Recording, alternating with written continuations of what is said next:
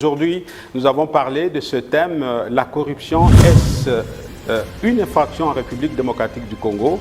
Et nous nous sommes basés sur des recherches menées par Pierre Jacquemot, qui est un chercheur français très connu de l'IRIS, et qui y a fait le constat selon lequel, je le cite, en République démocratique du Congo, tout peut s'acheter. Une décision judiciaire peut s'acheter, un titre universitaire peut s'acheter, un diplôme scolaire peut s'acheter, une carte d'identité peut s'acheter, un permis de conduire peut s'acheter, il va très loin, il dit une promotion administrative peut s'acheter, une élévation en politique peut s'acheter et plus grave encore, même un certificat de bonne vie et mœurs peut s'acheter.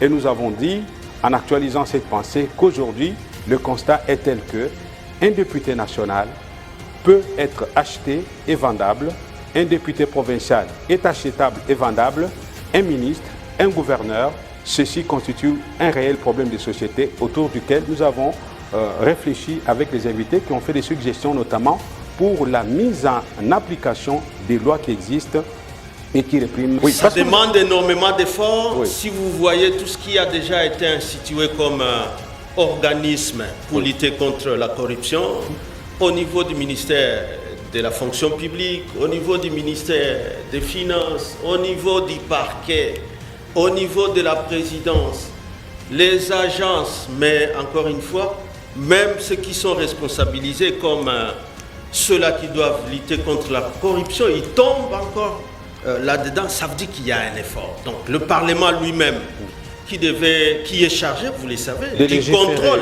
légiférer, mais aussi contrôler les institutions, tombe dans ça. S'ils sont les premiers à être corrompus, ça devient un danger contre la République, ça devient un danger contre l'État, ça devient un danger contre le peuple. Il me semble même que la grande corruption ne soit pas la plus dangereuse, parce que c'est un dragon visible. Hein? On la voit facilement, on la découvre, on peut l'identifier dans des actes de trafic d'influence, d'enrichissement illicite, de recel de biens et tout ce que l'on connaît de cette définition vaste du concept corruption. Mais c'est vrai qu'il y a eu une corruption pour l'élection de gouverneur. Bien évidemment. Moi, j'étais candidat sénateur. Je me suis voté, j'ai fait 3 voix. J'étais élu, j'ai perdu par l'âge parce que j'avais fait ex-aequo avec mon adversaire. Et la grande corruption, lorsqu'il faut l'instituer au niveau de grandes instances qui gèrent l'État, ce n'est pas toujours aisé parce que en quoi est-ce qu'on peut en faire, on peut faire le distinguo. Mesdames et messieurs, joyeux Noël et bonne année 2021 chez vous.